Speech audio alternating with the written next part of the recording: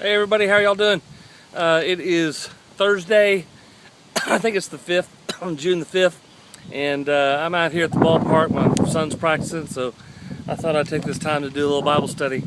And we've been talking about total dependence upon God, and we're looking at John chapter 15, verses 7 and 8, and the last 2 days I've just gone, just looking at phrases in verse 7. And today I'm going to spend time just looking at the last phrase in verse 7, and then tomorrow we'll talk about verse 8. John chapter 15, it says, "If you live in me, if you abide vitally united to me, and my words remain in you and continue to live in your hearts, ask whatever you will and it shall be done for you." So that last phrase, ask whatever you will and it'll be done for you, that's what we're talking about today. And I don't know about you, but that's the best part of the verse, right? Ask whatever God says, ask whatever you want and I'll do it for you. But I think we got to be clear about something. What came before that? It's talking about abiding in Him, and when we totally abide in Him, that's when He starts. That's when He starts responding to us. When we start living in Him, totally and vitally dependent upon Him, then when we can say that we're doing that, that's when He says, all right, now I'm ready to work in you. Now I'm ready to show you what I can do. So He says, ask whatever you want. And so it's really easy for us to say, oh, I want $1 million, or I want a new house, or I want a new vehicle, a real expensive sports car. It's really easy for us to do that. I want those things too. But what about this? What about a healthy relationships with like your spouse, or your kids, or even your parents? What about healthy relationships? The people that walk in my office, 90% of the time, they're struggling with relationships that are around them. Relationships with their kids, relationships with their spouse. I visit with lots of clients who they're having marital problems. I have lots of clients who tell me about their family and just the craziness that goes on in their families and how they don't get along with people in their families. Could be an uncle, could be an aunt, could be a grandparent.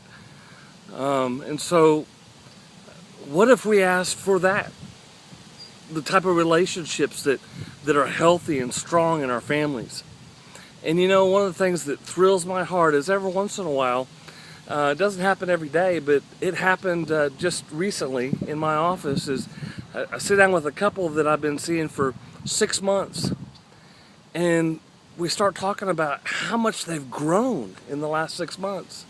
And I remember talking to them and talking about how long they've been coming, and we've been working on so many issues in their lives, and we're seeing so much growth. And one spouse said to the other, "I could see how you've grown in incredible ways."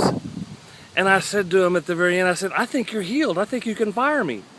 And the one of the spouses says, "Oh, no, I'd never say that I'm healed." And it was like, oh, we don't want to give up counseling yet. We don't want to give up our counselor yet, or our therapist yet. But the thing is that they are so much better off than they were 6 months ago. Now, that's a long 6 months. That's a long time to be going to therapy. And not all my clients have to go that long, but they did. And they were willing to put the time and the effort into it. And now they're getting to ask the Lord for better relationships. And they've, for the last 6 months, have been working on the relationship with each other, working on the relationships with their family, their parents, working on their relationships with their own children. And it's just been miraculous to see what God's been doing in their life. And so when you begin to abide vitally in Him, when you begin to live your life on a continual basis where you're depending on God, then you can start asking for some healthy things in your life. So I want to challenge you. I challenged you yesterday or the day before, I can't remember. Tell me what you're doing in your relationship with God. Tell me how you're responding to God. Tell me what He's having you do.